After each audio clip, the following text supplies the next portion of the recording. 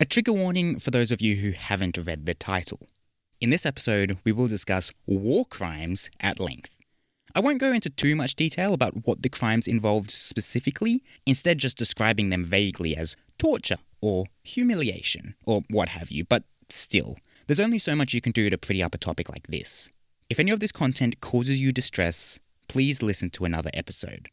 Hell, listen to a different podcast. I'm sure there are great creators out there deserving of your time. Hope you have fun.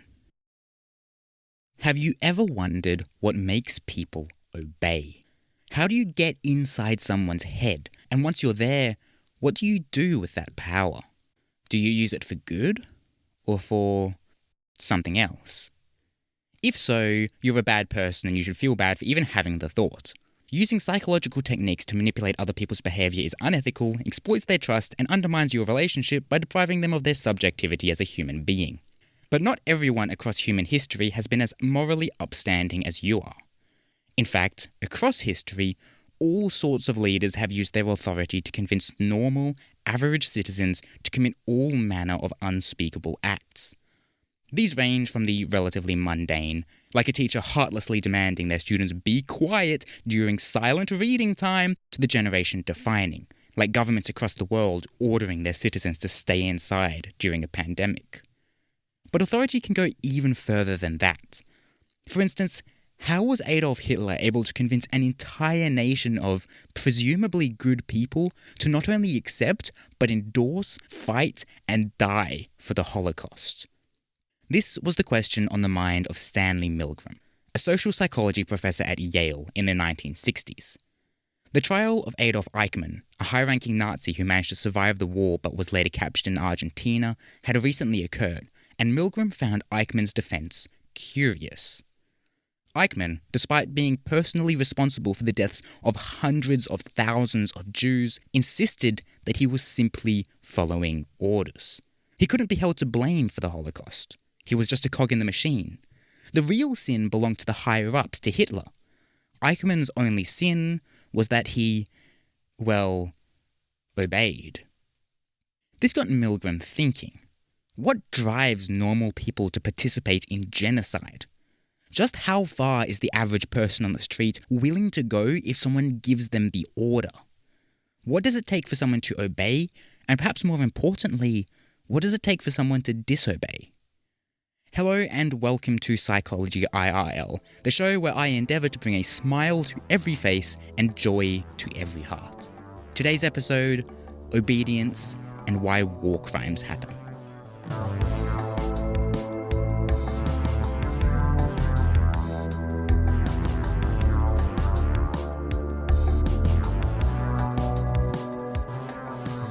In 1963, Stanley Milgram conducted an experiment that would go down as one of the most important studies in the entire history of psychology. In this study, 40 men between the ages of 20 and 50 were asked to participate in a study into memory and learning.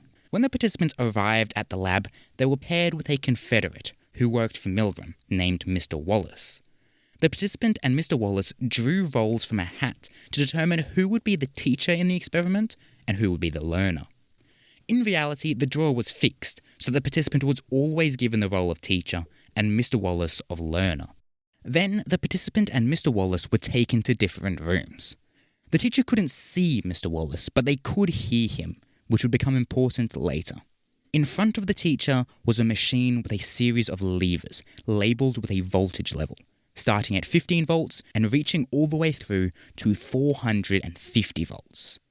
These levels were labelled from slight shock all the way through to XXX. As in dead, not explicit, because that's weird, and I'm over-explaining. Anyway, the teacher was asked by an experimenter in a lab coat named Mr. William to test the learner on a series of word pairs.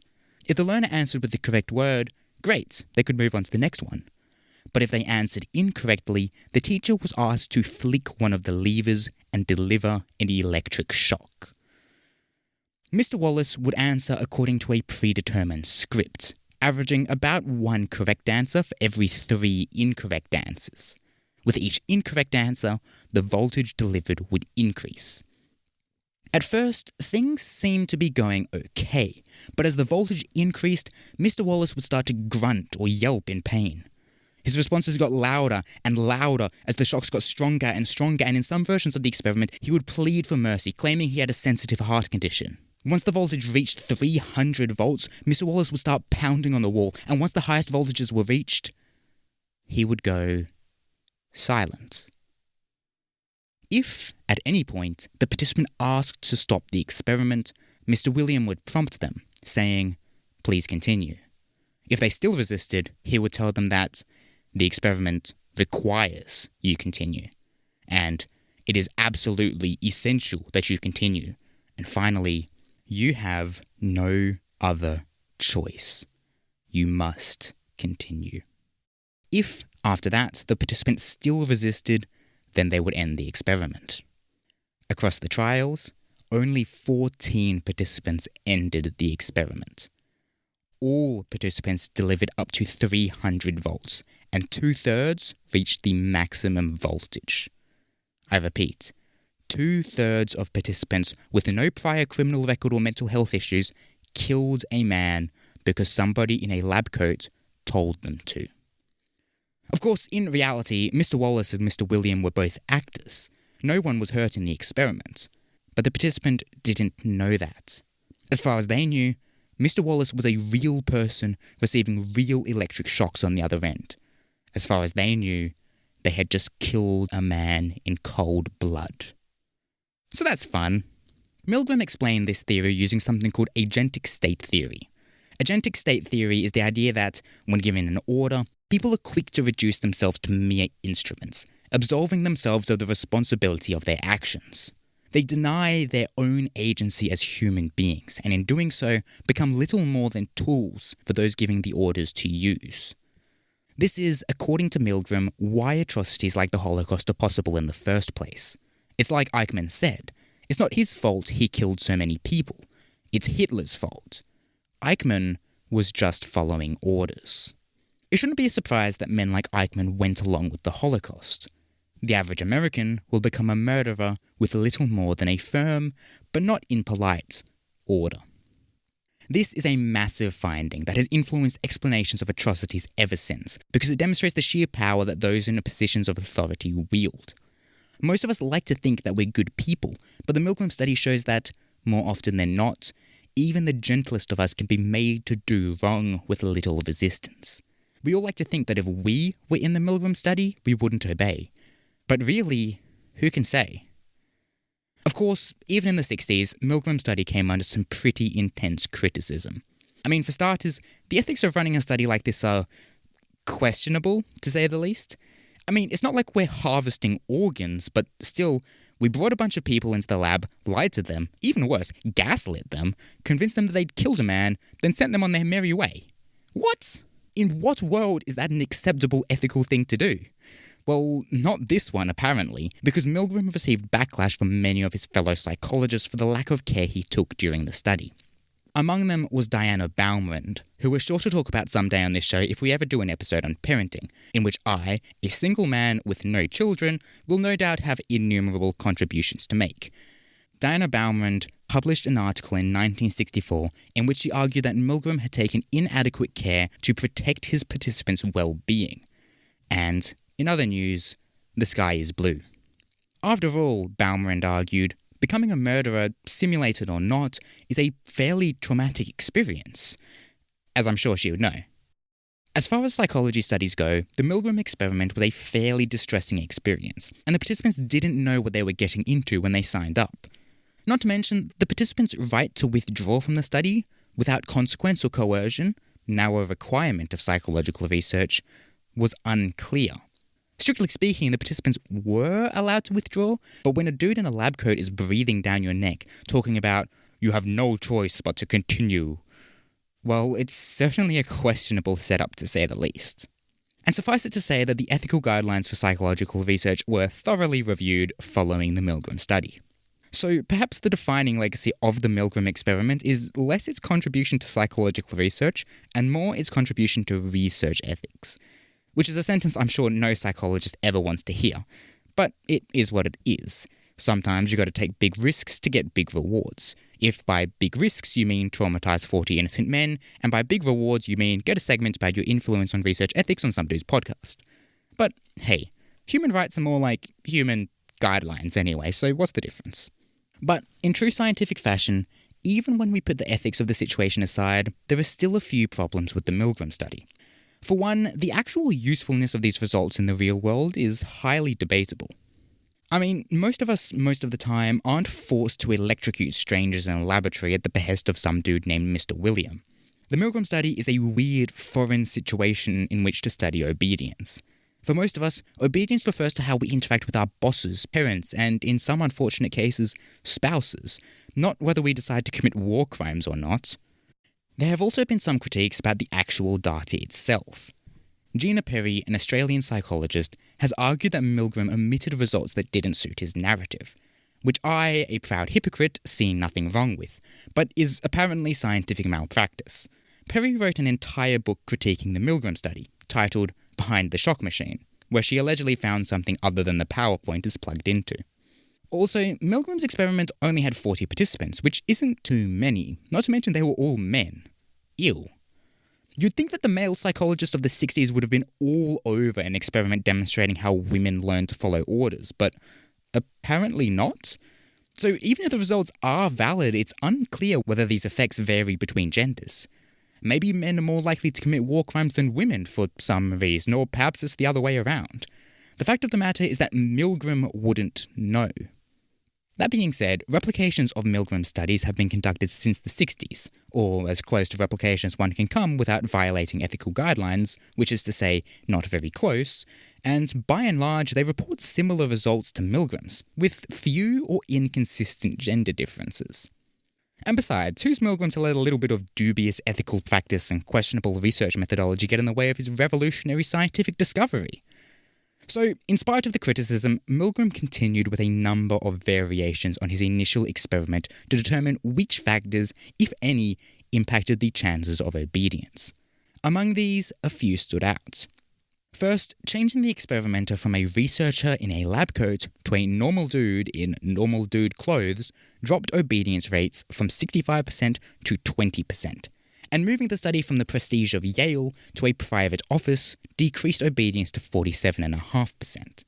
What the researcher is wearing and where the study is taking place both contribute to the experimenter's sense of authority, which is fairly intuitive. If a Men in Black cosplayer approached you in the street, told you he's a member of the FBI, and ordered you to follow him to an abandoned building, you would be far more likely to do it than if a guy dressed as Scooby-Doo did. How we present ourselves to the world influences how likely people are to follow our orders. Similarly, how directly we interact with the consequences of our actions influences how likely we are to obey in the Milgram paradigm. Yeah, I know what the word paradigm means. I'm smart. In one version of the experiment, the teacher could instruct an assistant to press the switches for them, causing obedience to rise to a staggering 92.5%. Whilst in another, the participant had to physically hold the learner's arm down themselves, which, aside from being low-key romantic, caused obedience to fall to only 30%. Why? Well, because in the first variation, the participant was able to distance themselves from their actions even further than normal.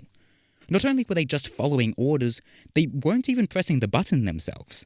They were just a cog in the machine, so who can blame them for obeying? It's not like they electrocuted the learner themselves.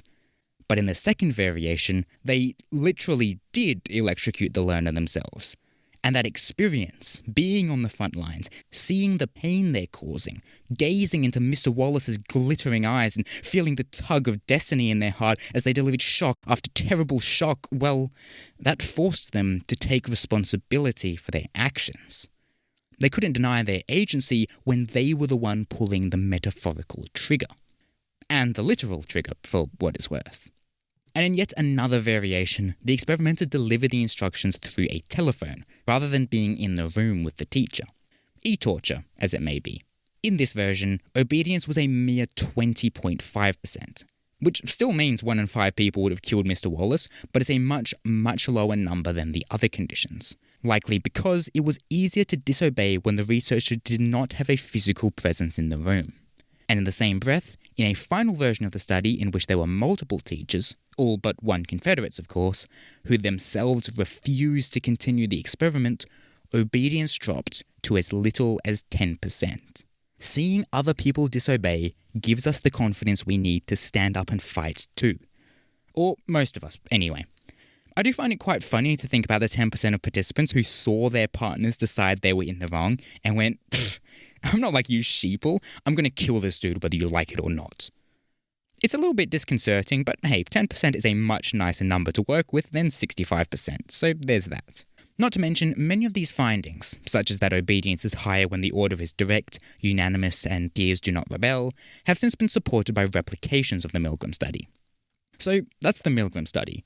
Incredibly influential, largely because it made us rewrite the ethical guidelines, but also possibly because of its findings too. But Milgram wasn't the only psychologist of the day with an interest in obedience, a general disregard for human rights, and a questionable approach to research methodology. Because in 1971, Philip Zimbardo, a psychology professor at Stanford, conducted an experiment of his own that very quickly spiraled out of control.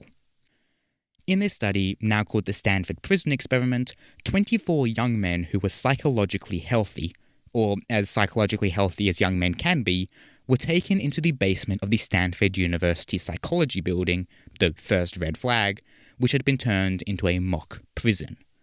The men were each given one of two roles, prisoner or guard. The prisoners were given uniforms, chains around their ankles, and identification numbers, whilst the guards were given uniforms, whistles, clubs, and sunglasses. The guards were instructed to keep order within the prison, but were prohibited from using physical violence. Then, Zimbardo kind of just sat back and waited to see what would happen. I wish I was kidding, but no, that's kind of it, actually. Zimbardo was, of course, interested in what sorts of processes lead to police brutality and prison violence, but his chosen method to answer those questions was putting 24 young men in a basement and waiting to see what happened. What could go wrong? Well, more than the ethics committee would like, no doubt. The Stanford Prison Experiment was supposed to last for 2 weeks. It was instead terminated because after 6 days, the conditions, to Zimbardo's surprise, had become abusive. This just in, the sky is still blue, in case you were wondering. The guards tore the prisoners apart. Psychologically. They successfully sowed, whatever the past tense of sow is, distrust amongst the prisoners and crushed any attempts at solidarity.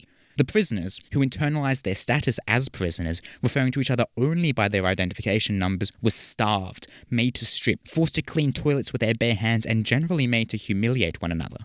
Zimbardo eventually ended the study after one of the prisoners had a fairly justifiable mental breakdown. Zimbardo, ever the pragmatist, had a number of explanations for why things worked out the way they did, and we could spend a whole episode talking about each minute psychological influence allegedly at play here. Anonymity, de-individuation, learned helplessness, cognitive dissonance, and so on. But what's important here is that Zimbardo saw his results as a demonstration of the power of the situation an individual finds themselves in. According to him, the guards acted violently because they were put into a social role that they conceptualized as violent. Conversely, the prisoners became weak and submissive because they, too, conformed to what they thought was expected of them due to the roles they had assumed, accepting the guards' authority and following their orders, even though the entire situation was a fabrication. Extrapolating from this, then, instances of real-world police brutality aren't the results of individual bad actors. They're the result of people being put into situations that promote violence. Anyone put into such a situation, even people who are normally peaceful, would become violent too. Now, as always, and especially here, this interpretation is questionable at best. Broad proclamations like, "All men have the capacity for evil deep within their bones," are eye-catching, or, as the kids would say, clickbaity, but Zimbardo's results could truly be for any number of reasons. I mean, the prisoners knew they were being watched. You don't think that would have some sort of impact on how they behaved? Same with the guards. The guards knew that Zimbardo was watching them at all times, so there's a chance they acted violently because that's what they assumed Zimbardo wanted them to do.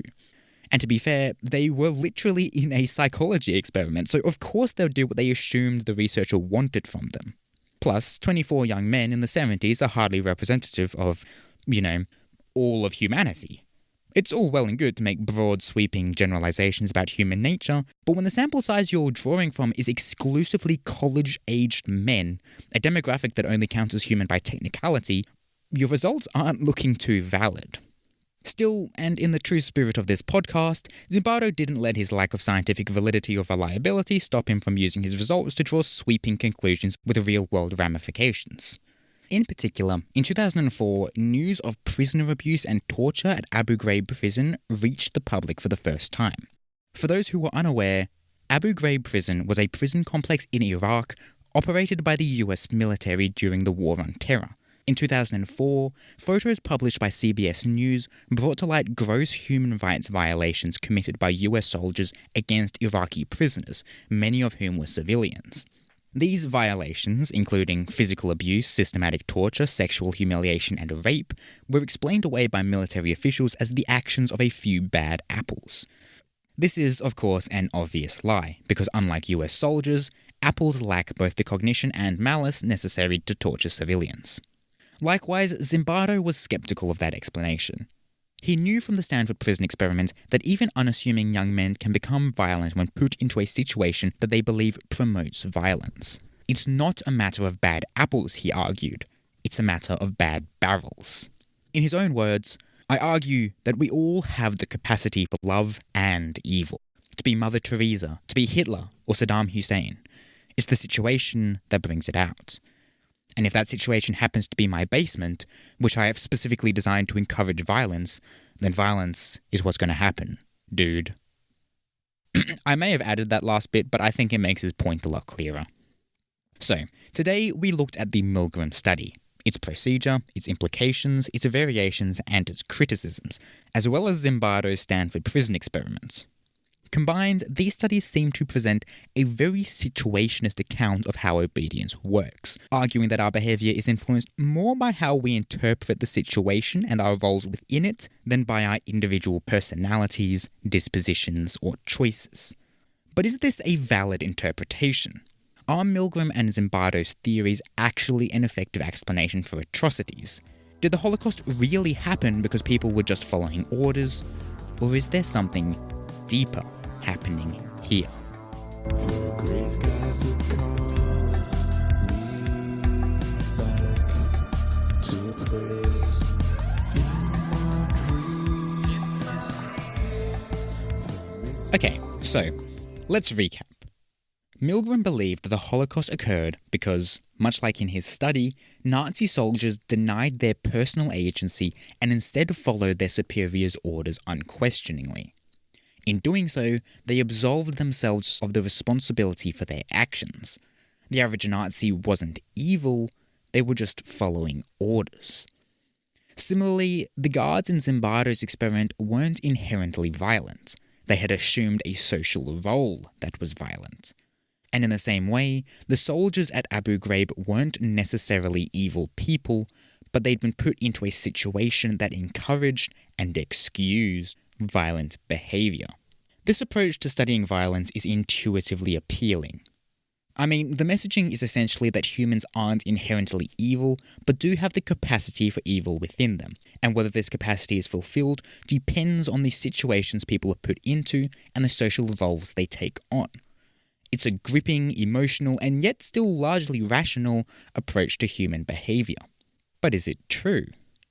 Do Milgram and Zimbardo's studies really explain why war crimes are committed? Can they really encapsulate the Holocaust? Well, maybe, or maybe not. The difficulty with this sort of analysis is that it's hard to know for certain.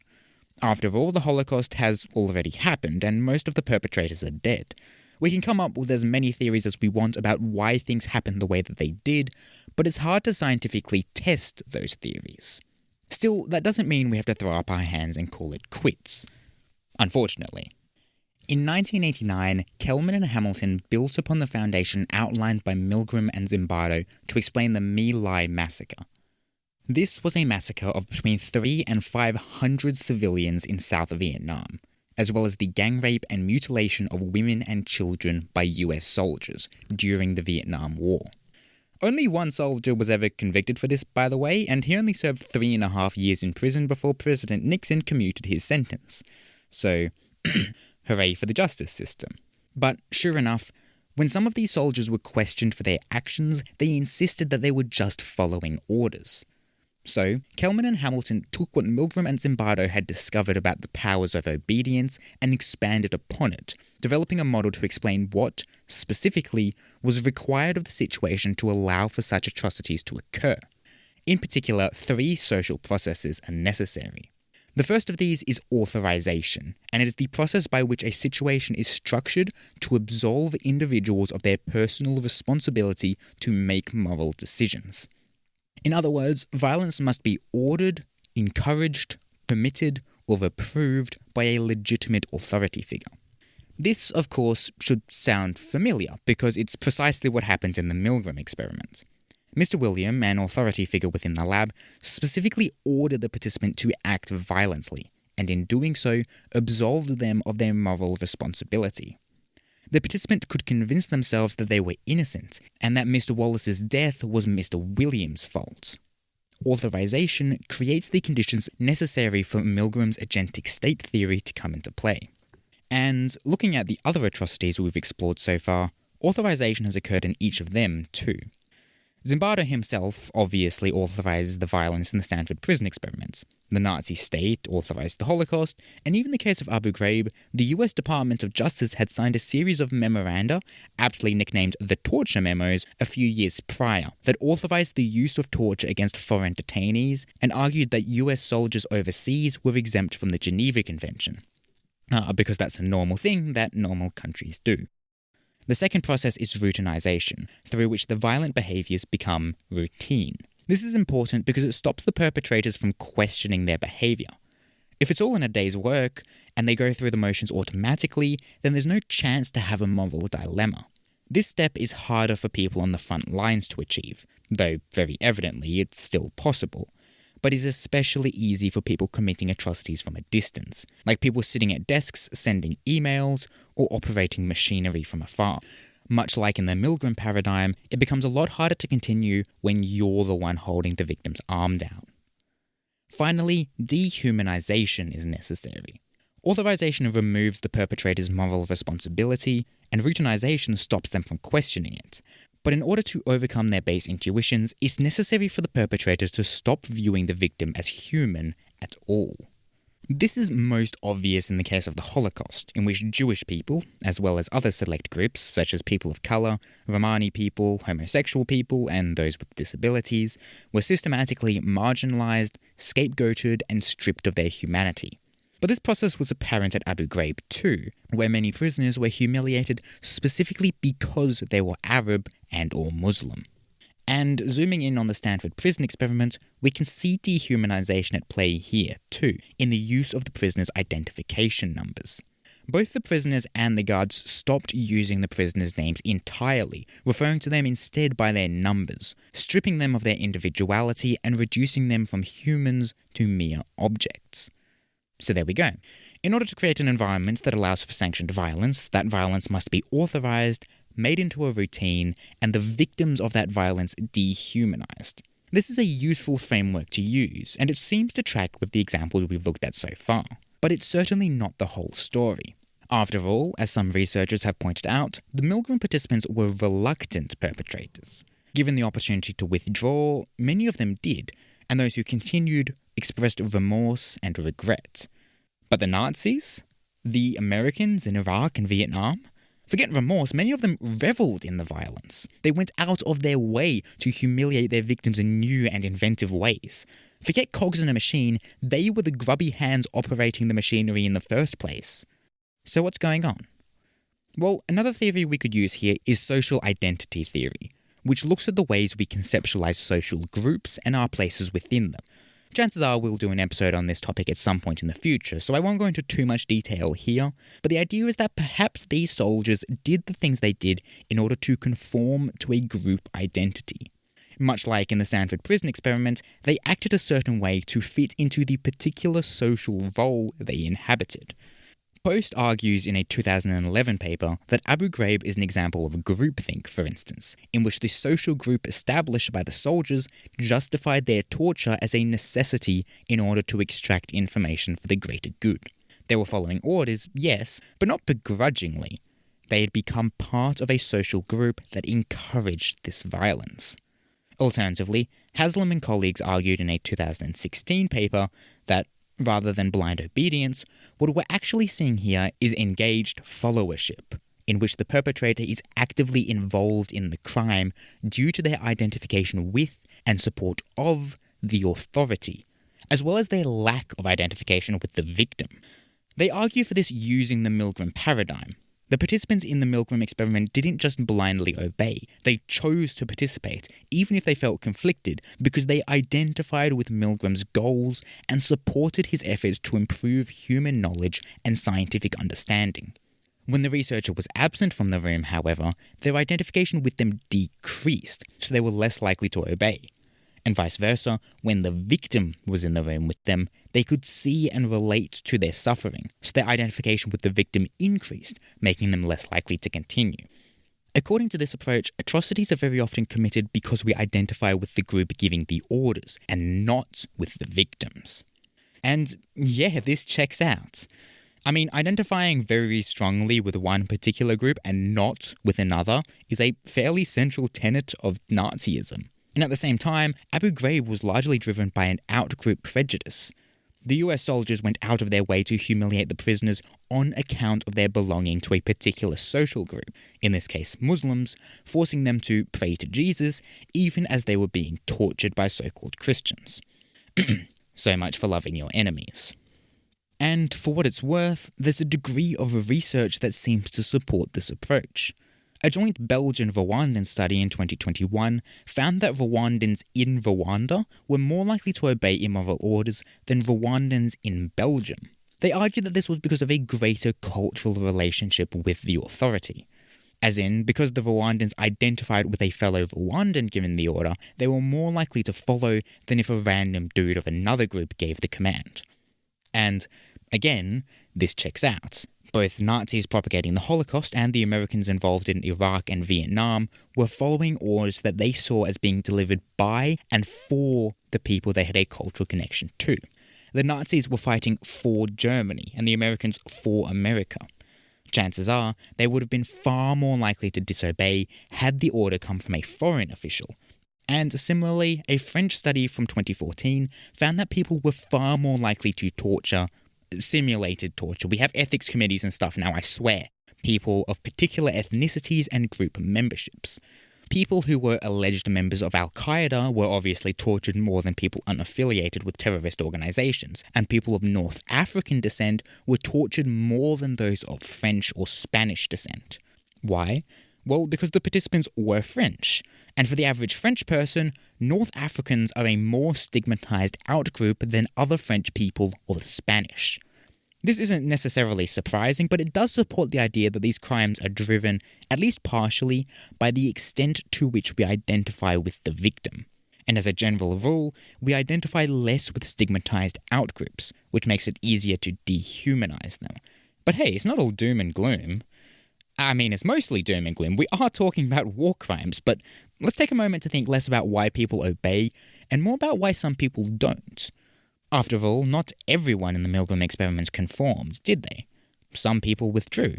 And sure, most soldiers at My Lai participated in the massacre, but not all. Some tried to stop it. What is it about certain people that makes them able to resist when no one else can? Well, it could be a number of things. Bet you're tired of hearing me say that, huh?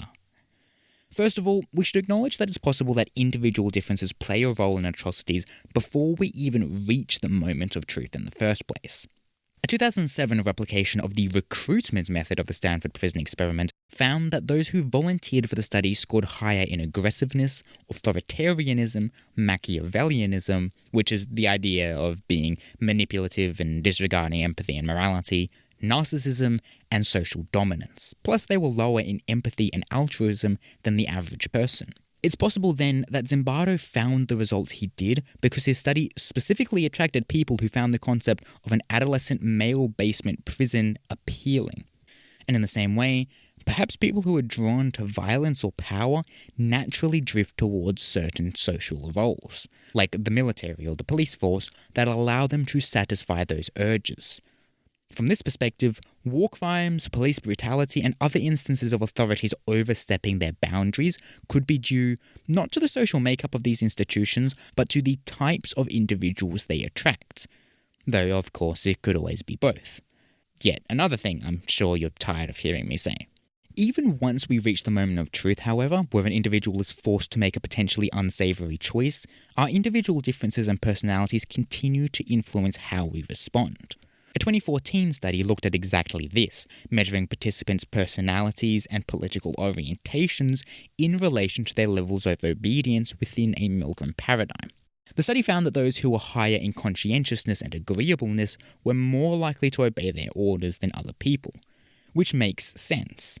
Highly conscientious people are typically disciplined and goal-directed, while highly agreeable people are cooperative, so both are likely to follow orders, though for different reasons.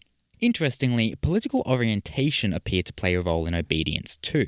The more someone identified as left-wing in a political sense, the lower the shocks they were willing to give to their learner. I have no doubt that those on the left will interpret this finding as evidence of their indomitable revolutionary spirit, whilst those on the right will see it as further evidence that the left is made up of emasculated, effeminate, vegan-bait soy boys who lack the masculine grit necessary to kill a man in cold blood. But however you decide to interpret things, it remains that the political left seems less willing to follow orders than the right. And for what it's worth, women in the study who were involved in rebellious political activism, like going on strike or occupying a factory, were less likely to obey than those who were less politically rebellious. Which, again, makes sense. Rebellious people rebel more. Has anyone checked on the sky lately? Of course, this study involved a grand total of 66 participants, so who knows how generalizable the results are.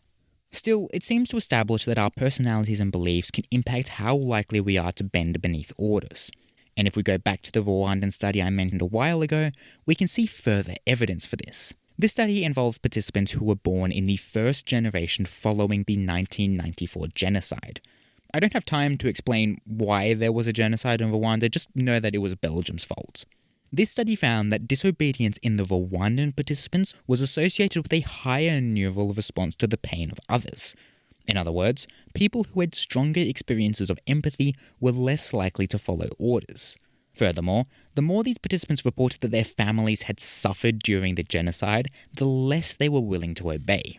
Family experiences of victimization, suffering, and abuse can, in some instances at least, help us resist repeating those evils. So perhaps there's a glimmer of hope there. Many more people than we would like to admit are willing to go along with atrocities, but certainly not everybody. Some people are willing to stand up for what's right, and that's important to remember. When discussing Milgram's work, Hannah Arendt, the German-American philosopher, is very often brought up for her work on the banality of evil. Essentially, she argues that evil happens not because people set out to do evil things, but because they don't make their minds up either way. Most average day-to-day people don't think too hard about the morals of what they're doing, and because of that, it becomes very easy for them to get swept into becoming participants in great atrocities.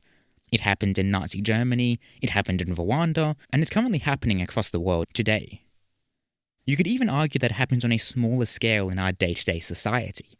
How often do we stop and think about the morality of eating meat produced by a system of industrial agriculture that deteriorates soil quality and contributes to global emissions? How often do you stop while shopping for batteries and think about the child labour involved in extracting the necessary lithium and cobalt? Too often, if you're me, but that's why I'm here complaining about lithium production on a podcast instead of being a functioning member of society. Some people are truly evil. But most people who do evil simply don't decide one way or another. And whilst this framework fits nicely into the view of the world Milgram and Zimbardo present to us, Arendt disagreed with Milgram on one key point. She thought his approach absolved individuals of their responsibility for their actions. Yes, the situation plays a role in why we do the things we do. And yes, sometimes people choose to do heinous things, not out of malice, but simply because they're following orders. But those people are still responsible for what they do. They still made a choice. It might not always be a palatable choice, For many people in Nazi Germany, that choice was between evil and death. But that is still a choice.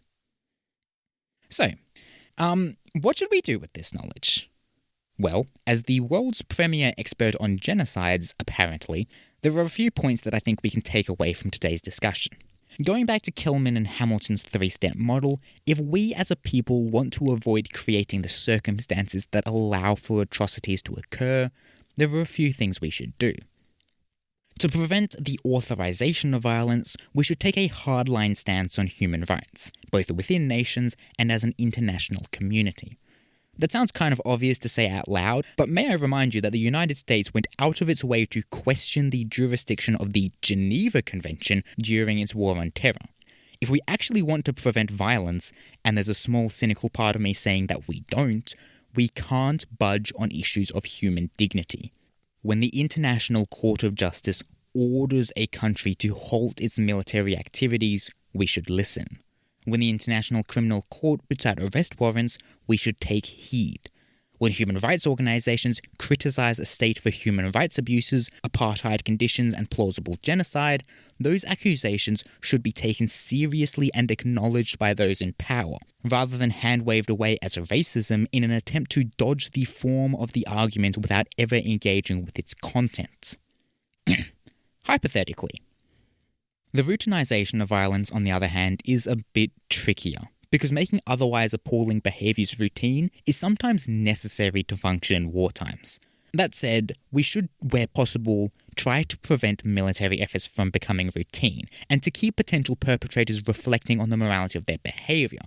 But I'm not sure how the US military would feel about making their soldiers keep daily diaries during their deployments. It would probably help, unironically, but somehow I think they won't bite. That being said, it's important to keep people in touch with what they're actually doing, particularly in today's age of increasingly modernized warfare. Pressing a button to fire a drone from kilometers away detaches you from what you're actually doing, which is great if you're trying to wipe out a population without remorse, but is less than ideal if you're trying to prevent human rights abuses. I understand that sending soldiers to the front lines needlessly is inviting unnecessary casualties, but that doesn't mean we need to detach ourselves entirely from the consequences of our actions either. And in terms of minimizing dehumanization, well, what else is there to say? Intergroup contact, education, diversity, so on and so on. Reducing people to nothing more than the groups they belong to is bad. Characterizing entire groups of people as violent or less than human is bad. Racism is bad. This should not be news to anybody. Of course, more specifically, the Zimbardo study demonstrates the importance of recognizing the individuality of prisoners. In the Stanford Prison Experiment, the prisoners were stripped of their humanity and forced to use identification numbers instead. Where possible, we should avoid doing this with real-life prisoners. Each prisoner, each enemy, each member of a persecuted group is an individual, with a life and a family and goals and aspirations. If our goal is to achieve military might, that information is wholly irrelevant. But if our goal is to uphold human dignity, then it's imperative to remember. Fundamentally, we need to remember that we are all responsible for the actions we take, even when we're following orders. Even when we feel like the situation is out of our control, we are still, ultimately, moral agents, responsible for the choices we make. Those choices aren't always going to be easy or palatable. Sometimes they'll be hideous, but we have to make them anyway. We might not always agree on what the right thing to do in a given situation is, but unfortunately, that doesn't absolve us of our duty to decide. But if there's a light at the end of the tunnel, it's this. If the situation an individual is put into can push them towards evil, then it can push them towards good, too. Sinners can be made of ordinary men, but so can saints. The situation has power, but we humans create those situations. We build prisons, armies, offices, homes. It was humans that founded Nazi Germany, humans that built Abu Ghraib, humans that started the Vietnam War, and humans that colonized Rwanda. We are the victims of our situations, yes. But the situations are victims of us, too.